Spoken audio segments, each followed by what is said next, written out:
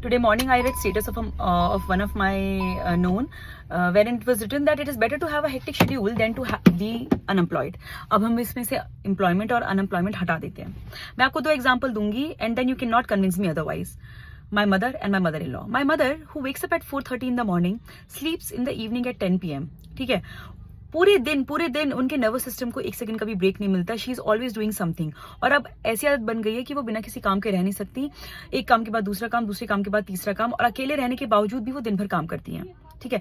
On the other hand my mother in law, जो अगर वो एक सब्जी भी बनाएंगी ना तो उसके बाद 15 मिनट का ब्रेक लेंगी, उसके बाद वो दूसरे काम पर आएंगी.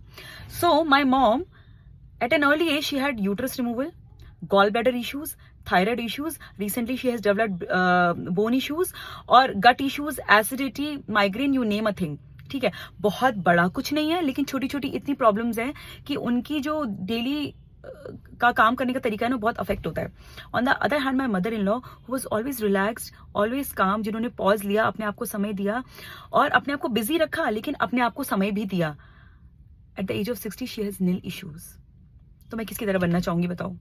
एंड हेक्टिक शेड्यूल में कुछ ग्लोरीफाई करने जैसा नहीं है. बिजी रहना जरूरी है, बट ये रियलाइज करना भी बहुत जरूरी है कि आपको अपने आप को समय देना है. You can not convince me कि यू नो हमेशा कुछ ना कुछ अगर दिमाग में चलता रहेगा तो आपको बीमारियां नहीं होंगी. You can not convince me. 20 साल बाद अगर मैं अपने आप को देखूं तो मैं अपने आप को अपनी मदर जैसा नहीं देखूंगी हेल्थ वाइज. मैं देखूंगी कि मेरी जो हालत है वो मेरी मदर इन लॉ जैसी हो.